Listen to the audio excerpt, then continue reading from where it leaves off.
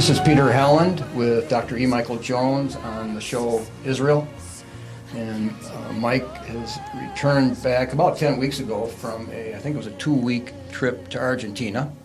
And you did a little traveling, and you talked to a lot of people, and you are now writing, I guess you're going to have a book, Pope Francis in Context. Right. So you've gleaned a lot.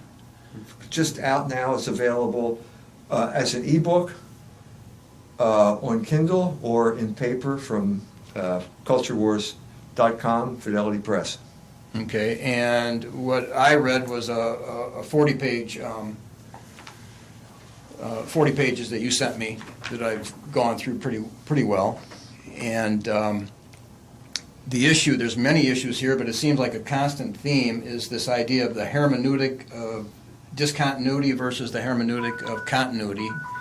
And I've brought it up on the show. Dispensationalism is the hermeneutic of discontinuity, which challenges the traditional Christian view of continuity. So this theme comes up on the Protestant side, and it's coming up on the Catholic side. Yeah. Okay, so it's an issue that everybody is facing, whether they're Protestant or Catholic. Yes. Okay. Yes. And the scripture that seems to address this, actually, in reading out of the Jerusalem Bible, and we have the King James, which is the traditional, but it says in Romans 16:17, I implore you, brothers, be on your guard against anybody who encourages trouble or puts difficulties in the way of the doctrine you have been taught. Avoid them. People like that are not slaves of Jesus Christ. They are slaves of their own appetites, confusing the simple-minded with their pious and persuasive arguments. What people are mostly used to hearing in the Protestant circles is, now I beseech you, brethren, mark them which cause divisions and offenses contrary to the doctrine you have learned, and avoid them. Just stopping there. But the idea here is that the church, what we believe is something that's been passed down. That's right. Okay. It's not just what you in the scripture you've come to, but there's this concept that what we're supposed to believe is something that's been passed down. Right. Okay, and I Right. think that is more of the Catholic mindset. Has to be. Yeah. Has to be, absolutely. It's crucial to the Catholic faith because the Catholic Church, the claim that they make is that it's in Matthew, I believe it's 16:18. You are Peter, and upon this rock I will build my church. If you go to St. Peter's Basilica in Rome, you go to the dome there, and in letters about 7 feet high, they have that in Latin all around the inside of the dome. Tuus Petrus et super hunc Petram edificabo ecclesiam meam. So everything that a Catholic has been passed on from Jesus Christ to Peter, and then from Peter to every pope, all the way up to Pope Francis. Yeah. And basically, it's Pope Francis's job to preserve the patrimony that he received from those who went before him, 2,000 years.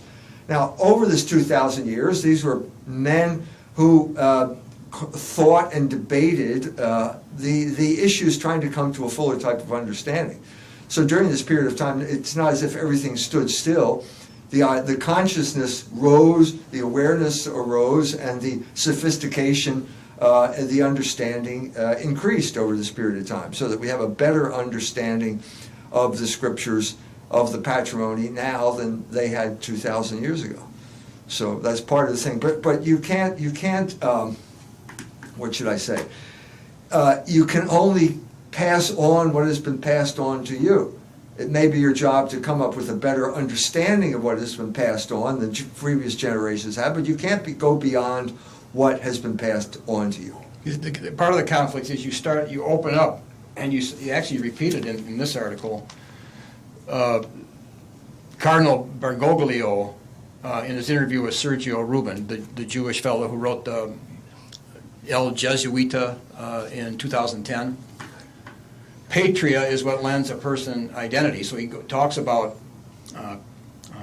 a patriot, patria, and your heritage. He goes into that whole idea.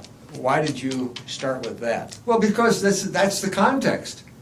I mean, I go down. First, I was invited down there to give a series of talks. So I gave a series of talks But during my time there, I met a lot of people who knew Bergoglio when he was Cardinal Archbishop of Buenos Aires.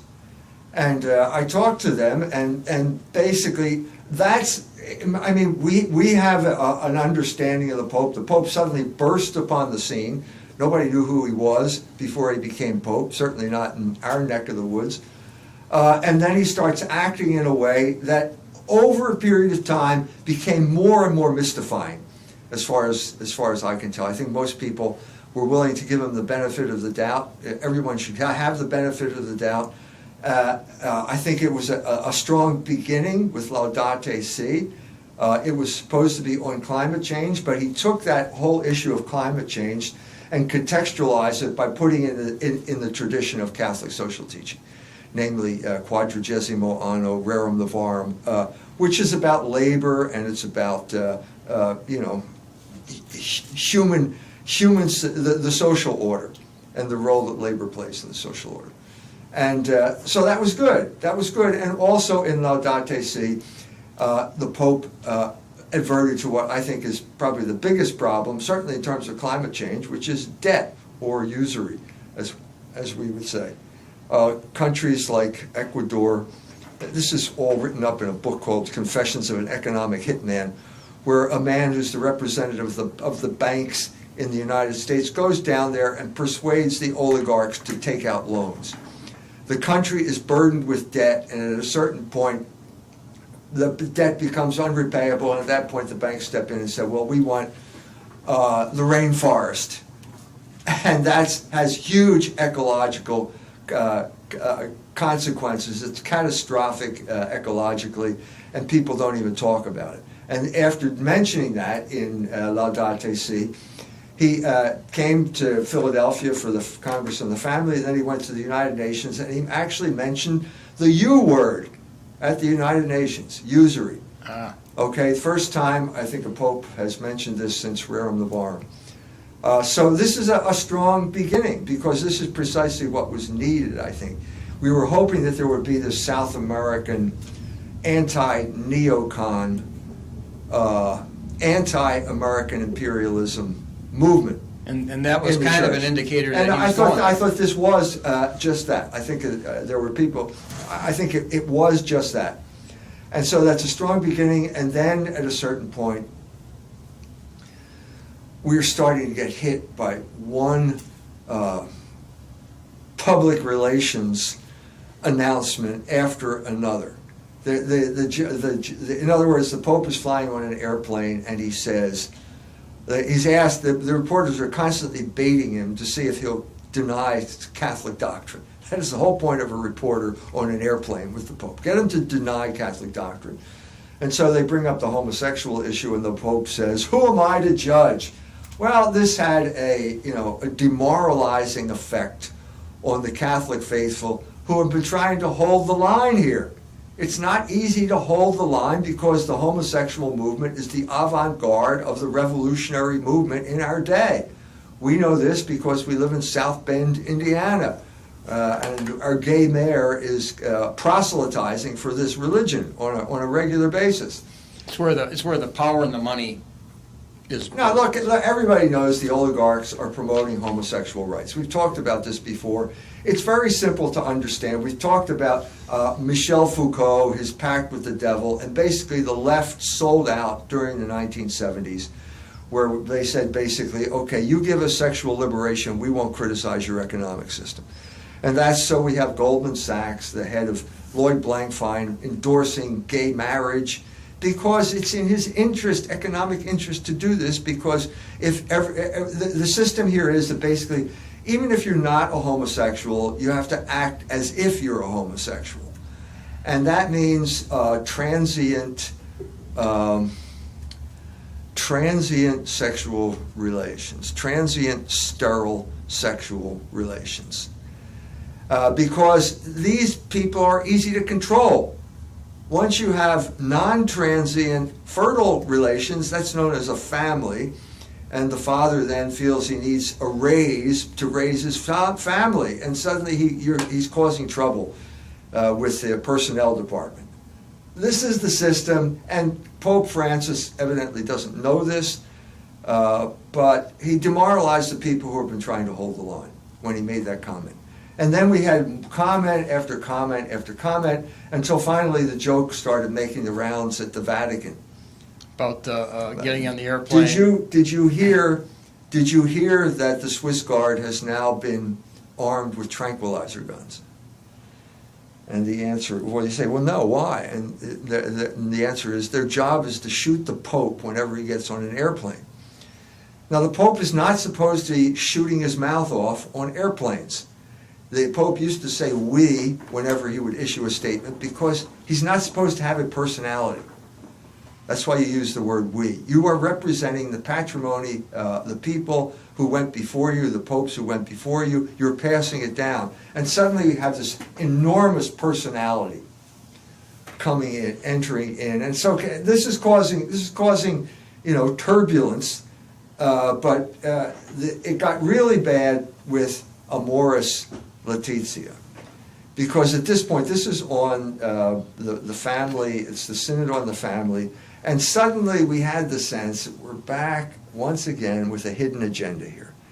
There seems to be a hidden agenda at these meetings. We've been through this for 50 years now, meetings with hidden agendas. And the Americans are notorious for the hidden agenda. So for once, the Americans weren't behind the hidden agenda. It's the Germans who are behind the hidden agenda. And the hidden agenda is basically to get the church to approve communion for divorced and remarried people. In your article, you said one of the motives could have been that the state or the church gets money. The German church definitely has a dog in this fight because they get, there's something called the Kirchensteuer, the church tax. And the church paid according to the number of people who register as Catholics in Germany. So the more people who register in your parish, the more money the church gets. Well, if you're telling the divorced or remarried in a sexually liberated country that they can't go to communion, they're not going to register. If they don't register, the revenues go down. So people were saying that there was this was the hidden agenda. But at this point, it came out. It was out in the open. There was a rebellion against what happened here. 4 cardinals, including Cardinal Burke, registered what they call dubia or doubts in the footnotes. Basically, what they tried to do was refer these cases, in other words, the divorced and remarried, to the private forum. Now, the church had done this before with usury. Pope Benedict XIV wrote Vix Purvenit, the definitive statement on usury, in which he said, yes, it's a sin. It will never stop being a sin, but the economic system has gotten so complicated that I can't comment on every single financial instrument out there right now. And so if you have questions in this regard, go to your confessor and explain your particular financial instrument, and he will tell you whether it's usurious or not. Okay, that seems fair enough. I don't see how this applies to the divorced and remarried. Because the divorced and remarried is more cut and dry. Well, it's either you are or you aren't. It's not as if, well, maybe that 5% is a fee instead of interest. Maybe it's, I don't see it. I just don't see it. You were married to this person, you're no longer married to that person, you're married to this person, you're having sexual intercourse with this person, that's adultery. And we have a kind of an authority on this matter. The authority in this matter turns out to be Jesus Christ himself. Now, there are lots of things that Jesus Christ did not talk about. He never mentioned abortion. He never mentioned gas deregulation. There are lots of things he didn't mention, but he did mention divorce and said if you remarry after, well, it's pretty clear, and the constant teaching of the Catholic Church from the time of Jesus Christ all the way up to the day before yesterday is that you're committing adultery. But from Henry VIII and from Milton in the whole past of the Enlightenment. Well, that's another reason not to be a Protestant, because they caved in. The Protestant Church has always caved in on morals, and the Catholic Church has always been the bulwark in this regard. And here we have something that looks like a contradiction of constant teaching for 2,000 years. which is why the Cardinals raised the dubia. Okay, so my point here is, at this point, all of the, we're holding off for like years now, trying to give the guy the benefit of the doubt. But something needs to be explained here. There's something that's not working.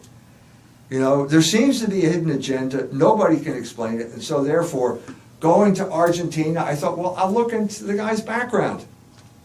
That will help us understand what's going on here. No.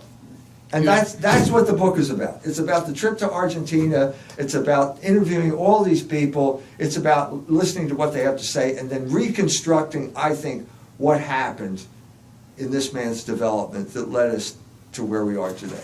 You haven't really said that much about the Pope until this, right? I mean... Nothing. Right. So, and lots of people are, they're screaming and hollering about the Pope. There are lots of people who are just very unhappy. There are also his defenders. His defenders came out early on. Invere, forget the guy's first name, wrote a biography called The Great Reformer. I mean, give me a break, fella. He's been in office for 6 days and you're calling him the Great Reformer? I mean, it's a little bit premature here. It was like Obama getting the Nobel Peace Prize. A little bit like that. But Ivere was totally enamored of the Pope and all of his theatrical gestures, and wrote about it as if the Pope, this is what he claimed in his biography, the Pope ended the culture wars. And I thought, well, good. I've been trying to end the culture wars for 30-some years, or almost 40 years now. So if they're over, I'm happy. I'll retire. I'll do something else. But apparently the word hasn't gotten to Argentina yet that the culture wars are over. So just when the Pope, Bergoglio becomes Pope, and there's supposed to be this great irenic gesture from this great man who's the great reconciler, and it's not as if he said, you're right and you're wrong. He just, by the force of his personality, his warm personality, he just united us all. Well, that's nice to say that, but in Argentina, that's not what's happening. Argentina is now being subjected to the Catholic Church in Argentina is being subjected to huge and brutal attacks right now. If we were doing a documentary, we could go show the YouTube videos. You can go on YouTube, type in Mar del Plata or Buenos Aires, the cathedral, the demonstrations, Femen, these bare-breasted women screaming, throwing Molotov cocktails at the church, spitting on the men who are trying to defend the church, saying the rosary. This doesn't sound like the end of the culture wars to me. It sounds as if, to me, they've intensified during this period of time. Yeah, it would be like, I mean, it's a bad example, but it'd be like if somebody got Teacher of the Year, and then you go to the school where that teacher's from, and the classrooms are like in disarray. Yeah. It's something like that. There's something wrong here. There's something not computing, and so that's sort of what we're trying to figure out. How do you reconcile all these things? And the best way, I think, is to go into his background. In other words, what was he doing here? I mean, he was, and I think that the best place to start is this picture here on the beginning. This is a monument. The monument, El Monumento a las Reyes Católicas, the monument to the Catholic kings. It's the monument to Hispanic culture in Argentina. Now, one of your themes throughout your article that you gave me, which is similar, I imagine, you had a whole thing on monuments. It starts out, Buenos Aires is a city of monuments. The most recent is Florelis Generica, I'm not good at Spanish, an aluminum monstrosity designed by Catalan, which represents all the flowers of the world. But you go on about all these monuments that they represent a hegemony. Monuments are an expression of hegemony. There's no question about it. And I think that I started off, basically I was taken on a tour of monuments in Argentina. But the best example was not Argentina. In my mind, it was always Prague. I showed up in Prague is conquered by the Soviets, okay? And so they build the biggest, heaviest monument in Europe to Stalin.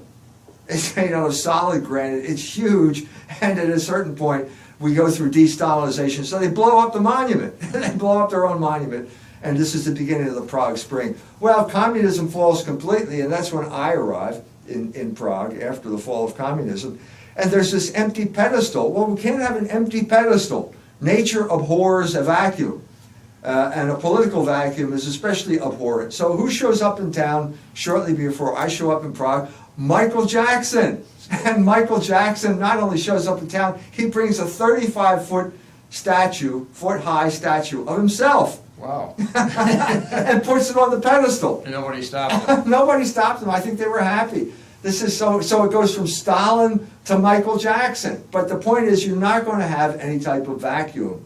You're not going to have an empty pedestal. I guarantee you. Something is going to go on that pedestal, and the something will represent whoever is in political power at that time. We're going through the same thing in South Bend, Indiana, right now. We have a new statue in town, and it's Father Hesburgh and Martin Luther King. That iconic photo is now in bronze in the center of town. We're going to talk about that another time, okay? But I mean, I'm saying point right now is it's hegemony. Well, this was hegemony too, but this is the time when the year that Bergoglio is born. This is 1936. I hope I got these dates right. 36, you say. But 1934, Buenos Aires is the host to the Eucharistic Congress. Now, to give you a comparison, 1926 was the Eucharistic Congress of that year, and it was held in Chicago. And the result was this huge outpouring of Catholic identification. The people that got together at that Eucharistic Congress in Chicago went on to bring about one of the greatest achievements in the culture wars in America. It was basically Joe Breen did the publicity. Joe Breen then mobilized the bishops to take on the Jews in Hollywood. And the result was the production code. The League of Decency? Legion of Decency and the production code. And for 31 years, the Catholics held the Jews in check. Okay, that was from, what, 26? No, it was 30-something. It was 34 to 65. Right, and I grew up under. We all grew up. Well, you're a little bit older, but I remember all the way through grade school. That Yeah, if you so went every Sunday or once a year you take a pledge and say, I won't go to dirty movies. No matter how many dirty movies the Jews in Hollywood produce, I'm not going to go. Well, I don't remember that. I remember, though, you had to always check the list. Yeah, if you were going to want to go to a movie, you had to first check it. And they held them. It wasn't just the list. There was Joe Breen had veto power over scripts in Hollywood. Now, this really annoyed the Jews in Hollywood. It annoyed the entire left revolutionary movement in the United States. It was just, it was galling to them that the church would have this political power. And eventually they broke it. And we've talked about how they broke it. They used the Holocaust to break the production code. The movie was called The Pawnbroker. It was a Holocaust film, and the Jews cynically exploited the Holocaust to smuggle bare tits into the movies. We've talked about this before.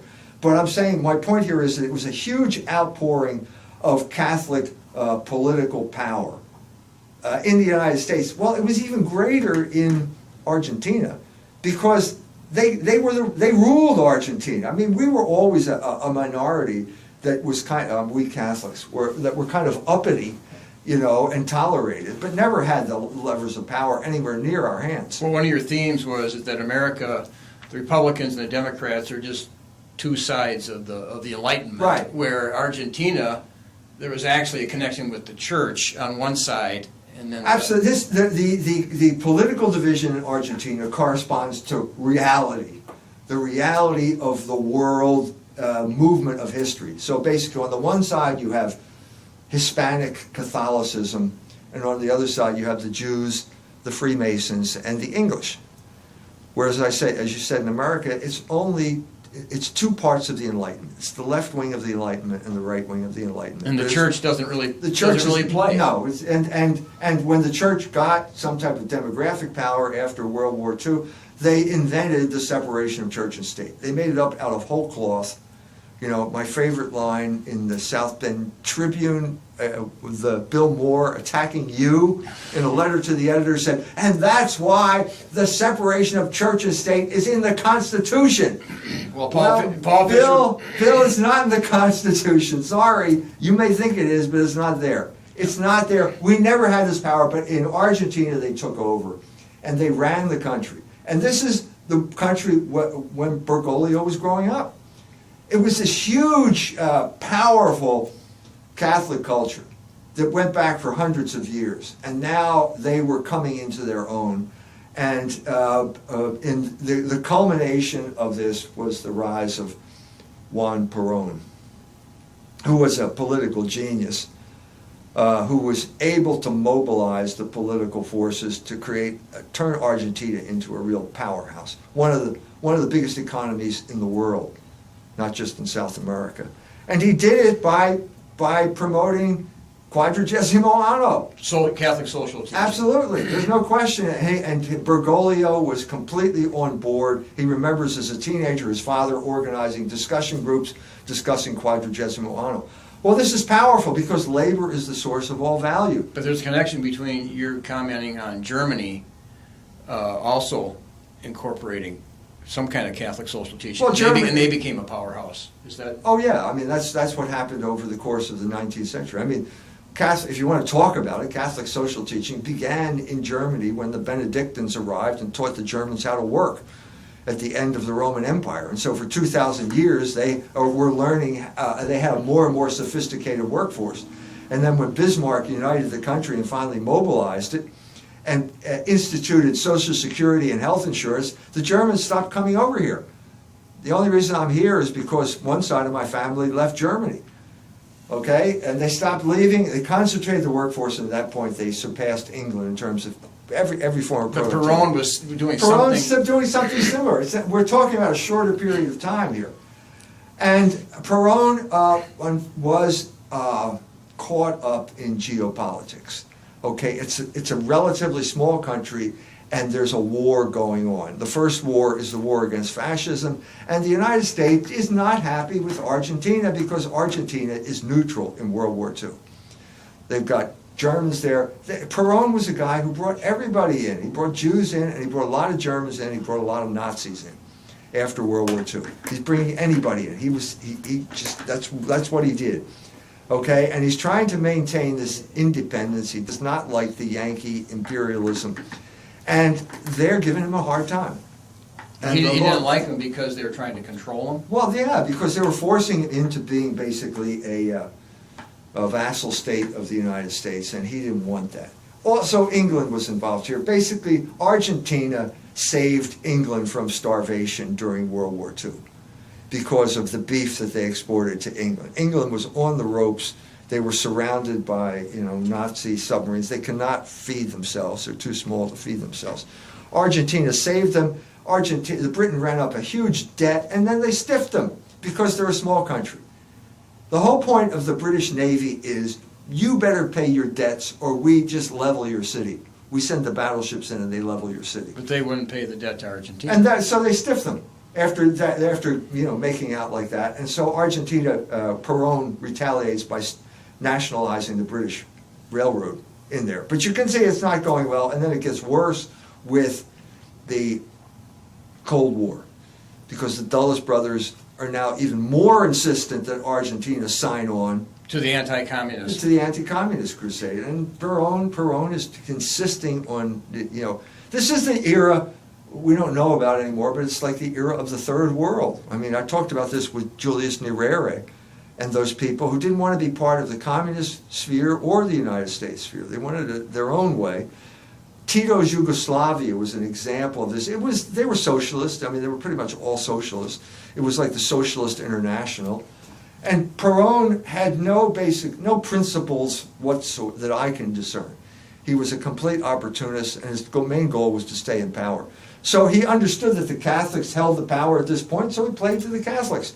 And then at a certain point, he started pressing the Catholics because other people wanted certain changes, and at a certain point, he turned on the Catholics. But Peron, I mean, what you were pointing out that Bergoglio, it kind of admired Peron for a while. Look, I don't. How can you not be affected by Juan Perón if you're growing up in Argentina at this era? It's impossible. And so, a lot of people told me one of the biggest influence on Bergoglio's life was Juan Perón. And I think I can see an element there involved in that. Because Juan Perón was not a man of principle. His job was to stay in power. And so he'd make deals with anybody. But they thought he was a man of principle in the beginning. Well, in the beginning, it seemed that way because he was promoting labor, he was promoting quadragesimo anno. He saw the Catholics were powerful, and so he told them what they wanted to hear. I mean, maybe I'm being more cynical here than I should be, but the fact of the matter is that he turned on the church. And at this point, this is what I'm beginning to see here with Bergoglio and his intellectual development. He still has this kind of strong commitment to labor and quadragesimo anno. You can tell. I listened to him speak when I was in Rome, giving a homily. And he's, the kind of easygoing guy. La Chiesa è una madre. He's talking, Church is like your mother? You're like your mother, And then he says, but then suddenly, but when there's labor, don't mess with labor. And his voice changes and he gets really, intense. Obviously, he's feeling intense. He's had intense identification because of the way he was brought up. Okay, that's good. That's good. But it all fell apart. And so at the time, he's got a vocation. He goes to the Jesuits.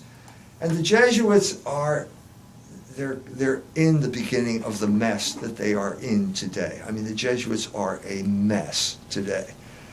All you have to do is read America, their magazine, and you can see what a catastrophe the Jesuits are right now. Intellectually, yeah. I mean, basically, you name it, whatever the great Satan wants, the Jesuits will baptize it with holy water. I mean, they had the head of the American Enterprise Institute on the cover of the Jesuit magazine America. I mean, Bergoglio would go apoplectic if he knew this. Okay? But at this point, we're entering the crisis of modernity for the Jesuits. And so he's got a combination of bad philosophical training. He says it himself. Yeah, you quote that. In the Ivoire biography. He's quoted in the Ivoire biography, But the Aristotelian Thomism was on the way out or something. Well, it was in textbooks, and the textbooks could be bad textbooks. I don't know what textbooks he used. But basically, he was... he didn't learn it. Basically, you failed to learn, you failed to make contact with the fundamental backbone of the West, the philosophical tradition of the West, with logos, with metaphysics, just didn't make contact with. Well, that was part of the problem with the guy in Tanzania. What's his name? I think we had, yeah. He failed to actually... Well, we're talking about people who were, Nyerere would have been about 10 years older than Bergoglio, maybe 15 years But older. part of your theme was that he really didn't understand Catholic teaching. No, he didn't understand Catholic. First of all, Nyerere had never heard of quadragesimo anno. I have no indication whatsoever that he ever heard of it or read it. And I asked his daughter, and I asked the bishop of Musoma, no, never heard of it. Whereas Bergoglio did know it, but they have a higher level of Catholic culture because they've got hundreds of years, centuries of Catholic culture in Argentina, and it's a new phenomenon in Tanzania. It's basically post-World War II when the Maranols showed up, So obviously it's a different level, and it's a high level in Argentina. So he got that, but he did not get the philosophical training that he needed. And at the same time, the Jesuits are promoting Teilhard de Chardin, which is basically evolution. And he's the Jesuit patron saint. But I was at a Jesuit university college in the 60s, and guess what? It was Teilhard de Chardin then. All his books were available. They were all being on the index of forbidden books. Didn't exist, but there was still a monitum against the teachings of Teilhard de Chardin, and the Jesuits completely ignored it. And they were promoting it because de Chardin is basically the way you can reconcile Catholicism with the world. Well, they had that when I was in high school. The doctor, there was two doctors mainly in our town. The one doctor was the only time a non-priest gave the homily. And this doctor gave the homily. I must have been a junior, and it was on Teilhard de Chardin. Yeah. And it's like they were really pushing this. He's the patron saint of the people who want to reconcile with the world. And that's what the Jesuits have done. If you ever needed proof that putting the head of American Enterprise Institute on your magazine is you're in bed with the Jews and the capitalists. It's that simple. Okay? So this is the training he gets, and suddenly everything goes bad. The Cubans never stopped trying to create communist revolutions in South America. They have one in Venezuela right now. There's one going on right now. It shows you even to this late date. I talked about Che Guevara going to the Congo. Yeah. Nyerere was running guns from the Chinese to Che Guevara. He couldn't get to first base in the Congo, and then he went back and tried it in Bolivia and got killed because he was just an impetuous, arrogant, spoiled, rich kid from Argentina. So the Argentinians knew him well, but the communist insurgency did continue in South America, and it did catch hold in Argentina, and the Jesuits.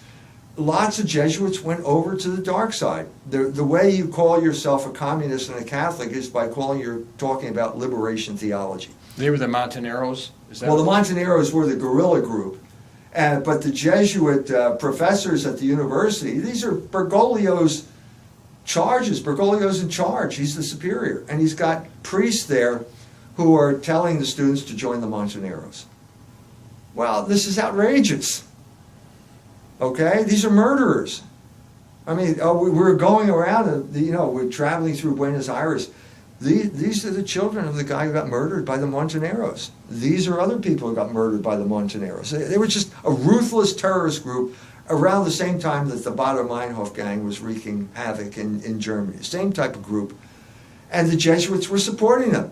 Based on a liberation theology? Based on liberation theology. I mean, I've already talked about this with the Nyerere. The Marinols went head over heels got in bed with the guerrillas.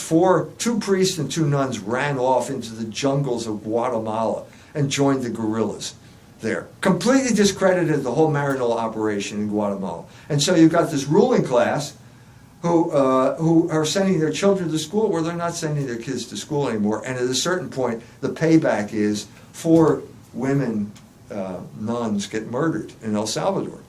Because these people had discredited, first of all, the nuns are not wearing habits. I mean, it's probably bad taste to bring this up.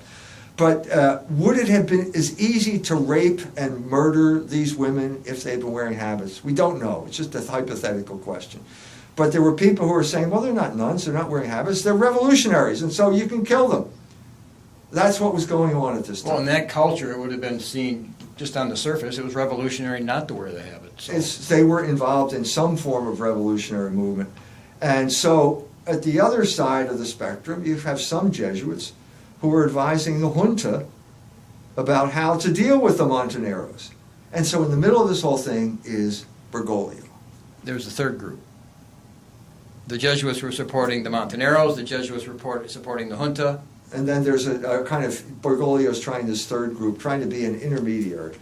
And this is, I think, where the personality gets formed. Okay, you're a man who, first of all, doesn't really trust the intellect. He said, philosophical arguments have never converted anybody. Well, I beg to differ. I have an Indian friend. We got in a conversation on Skype, YouTube, email, and I said, the Indian cosmology is the Earth, which is a semicircle. That's sitting on 4 elephants, and the 4 elephants are standing on a turtle.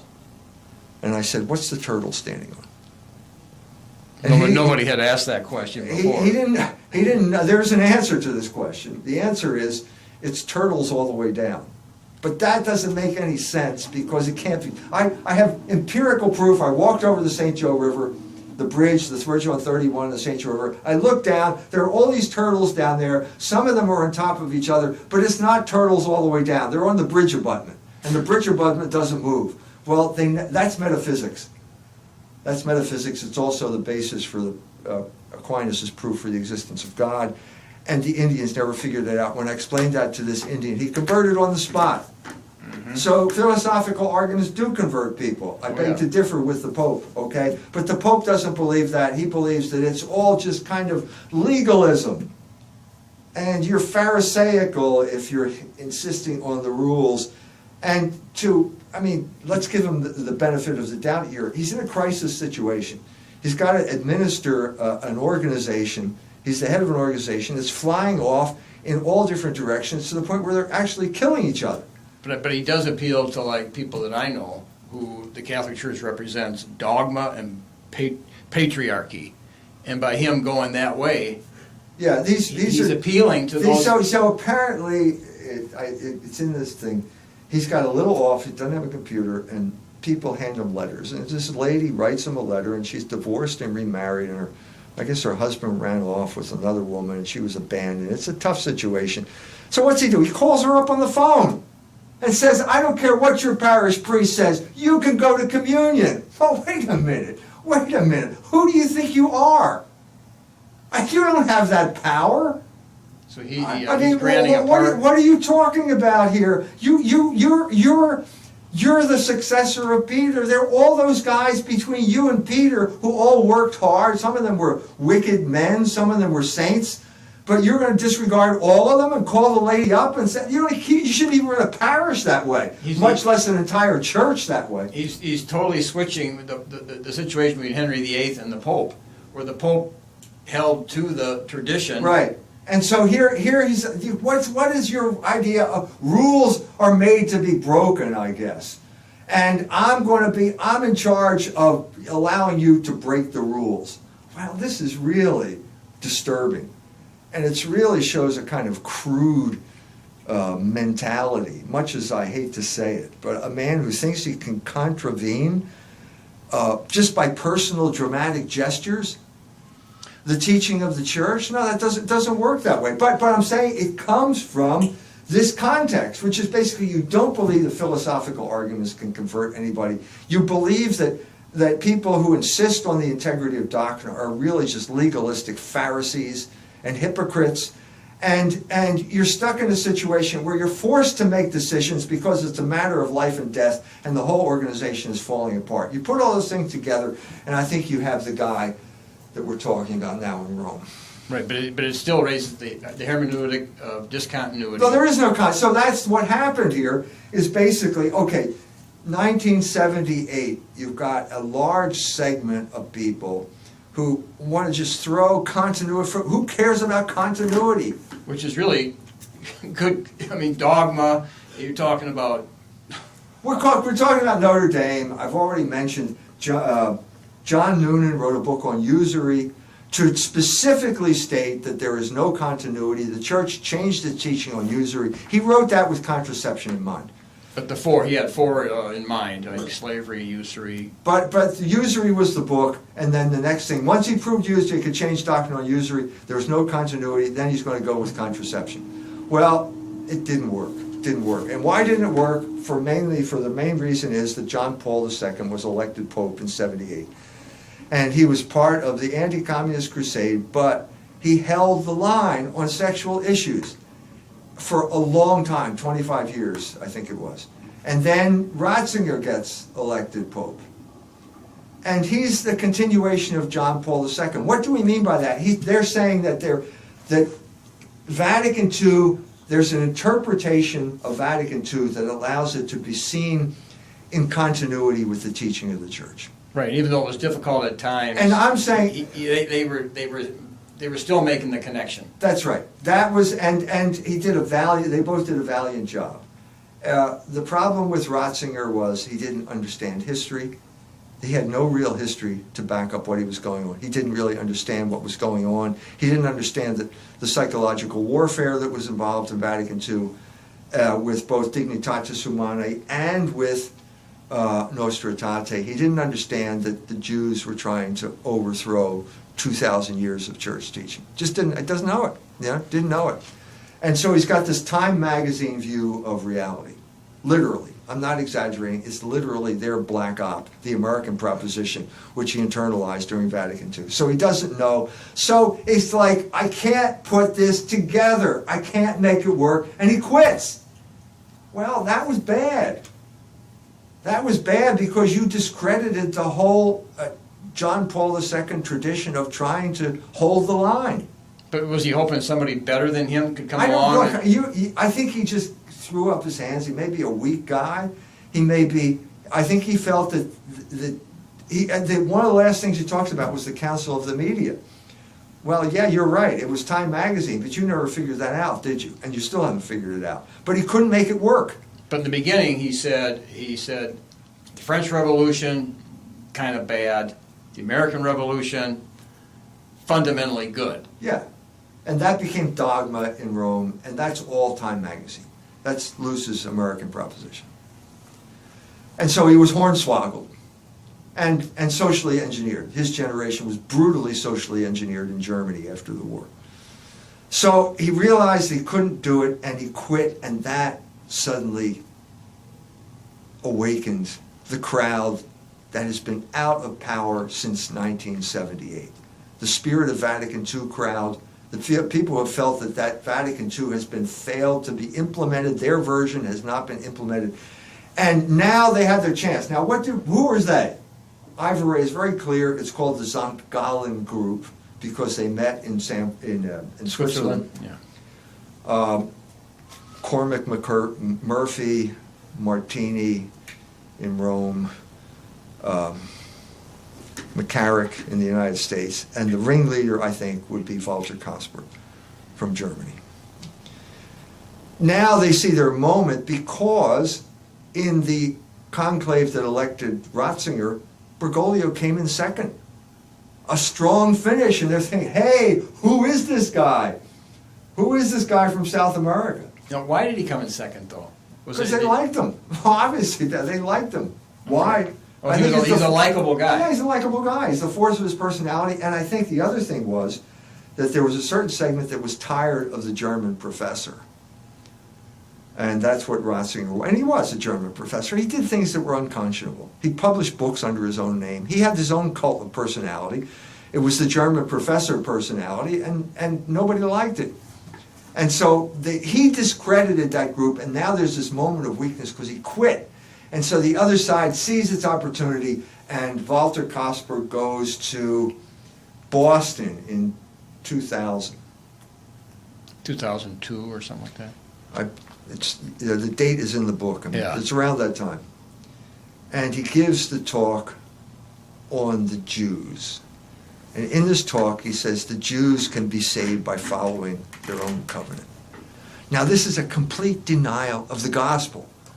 There was Kasper showed up at Notre Dame, and someone tried to arrange an interview. And I was supposed to interview him in German. And the first question was going to be, Ist die Taufe heilsnotwendig?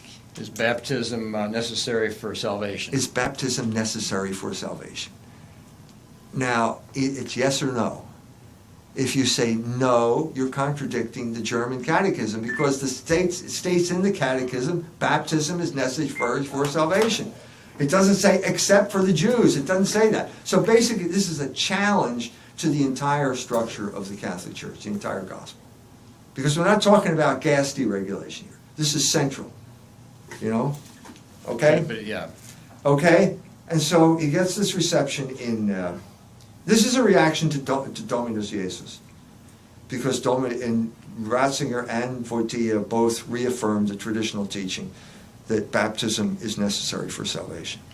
So he goes, so the Jews love it, and he goes from Boston directly to Buenos Aires. Now, what is this? Is this coincidence or what? No, I think what he realized is this is their guy, Buenos Aires has the second largest Jewish population in the Western Hemisphere, and Bergoglio's the guy. And so if you're on board with Catholic-Jewish relations, we may be able to make you Pope. And I think that's what happened. Because shortly after that, we do the interview, La Jesuita, which is the Jews basically certifying the Pope as an okay by them. By that Reuben. Well, Rubin did the interview, but it's Skorka, Rabbi Skorka, who is the one who wrote the preface to the book, the foreword, saying, this is a great guy. You know, the Jews are putting their stamp of approval on this guy, and that's powerful because they control the media in South America, in Argentina, and they control it up here too. So, and the first thing we have to clear up is his role with those priests in the dirty war, which we sort of talked about. Right, because there were some problems, and they wanted to clear that up. And you wrote that if they hadn't written the book first, which paved the way to justify him, then he probably wouldn't even have become Pope. Well, the priest, there are two priests in Jesuits in Argentina who felt that Bergoglio informed on them, gave their names to the junta, and that the junta was going to kill them, so that to solve Bergoglio's problem, because they were basically an annoyance to Bergoglio.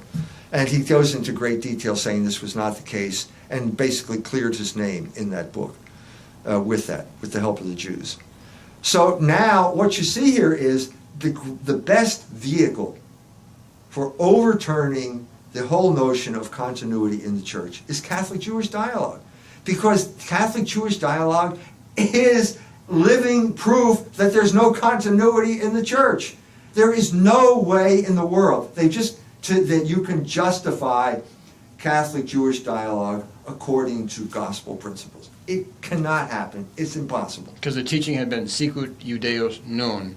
There had been a clear doctrine on that relationship, which didn't allow, put it this way, for equality. Sicut Judaeos non was the traditional teaching of the church. For 1,500 years, it was the teaching of the church. Which, practically speaking, meant we're not going to persecute the Jew, but on the other hand, basically, we're not going to give them equal rights. No, you cannot. You can tolerate them, but you cannot give them equal rights. Right. Because they will use this to take over your culture and destroy your culture. Right. So it's just a simple concept. You just simply don't get equal rights with the dominant ethnic culture. Right. Because they would take... Because you're a subversive minority. Because we know your history, we know what you've done in the past. You know, the leopard doesn't change his spots. We know what you are, and we are not going to allow you to destroy our culture. Now, the revolution overturned this. Napoleon overturned it like that by fiat, gave the Jews equality, and within a year, the people in Strasbourg were complaining that the Jews were taking them to the cleaners, to use an apt metaphor here. 100 years after the French Revolution, Civiltà Cattolica, the official magazine of the Vatican, issues a 3-part series on the Jewish question, in which they say, basically, any country that turns away from the laws created by Christian monarchs will end up being ruled by the Jews. This was the officially approved magazine of the Catholic Church. This is the teaching of the Catholic Church up till Vatican II, up till Nostra Aetate, which did reaffirm the traditional teaching. Okay, but the interpretation of Vatican II was in the hands of the Jews. They are masters at taking over interpretation. And outlets like Time Magazine, which was the last gasp of the WASP CIA hegemony over American culture. And basically they said the church has been the most wicked institution in human history in terms of promoting anti-Semitism, but hey, they changed and they're okay now. But I'm confused because John Noonan, I thought there was 4 things where he said the church had changed. He didn't mention No, of course he's this. I'm not going to mention that. Because first of all, we are not talking here about church teaching. Nostra Aetate did not change church teaching. The Jews wanted an exoneration for killing Christ. That's what they were paying Malachi Martin to do. Instead, the Nostra Aetate said not all Jews at the time of Christ called for his death. Well, duh. I mean, whoever said they did? You mean the Blessed Mother was out there shouting, crucify him? No, of course not. No one ever said that. That was preposterous. So No. I can just see the church fathers kind of laughing up their sleeves, thinking they put one over on the Jews at that point. Well, yeah, the whole idea, the show is Israel. The promises were to the house of Israel for the first 10 years after Christ. The main players almost completely No, it's Jewish. preposterous. It's preposterous, but the Jews are good at making preposterous things sound plausible because they control the media. And that's the world we live in. You know, we could go through all kinds of preposterous things. Gay marriage is a Jewish operation. That's preposterous, but they got it passed because they control the culture. It's their deal. Anyway, Bergoglio, this is the situation where the best way, I see Kaspar as the cynical power broker here who knows what he wants to get, and the best vehicle is Catholic-Jewish dialogue, because that's de facto discontinuity. But as you mentioned, that's the one thing that both sides And it's the agreed upon. Look, also, it's the Achilles heel of the Wojtyła-Ratzinger faction, too, because they're big on Catholic-Jewish dialogue, too. So it's a win-win situation. That's how they won. That's how they took over.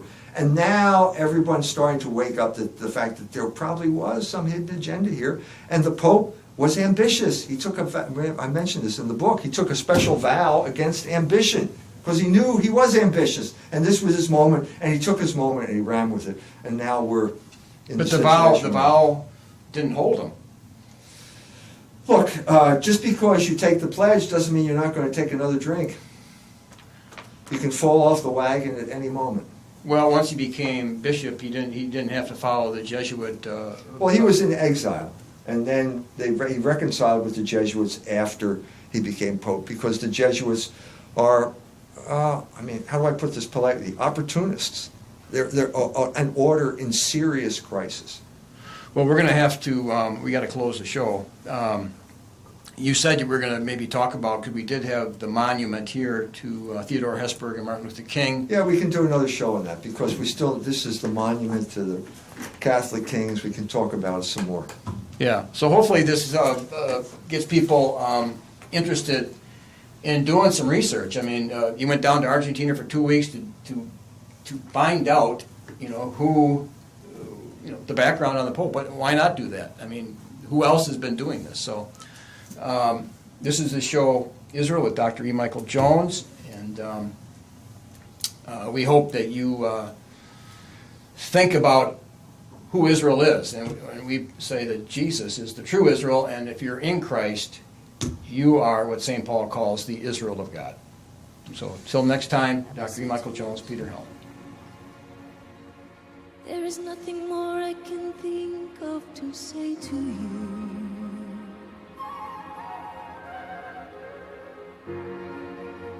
But all you have to do is look at me to know that every word is true.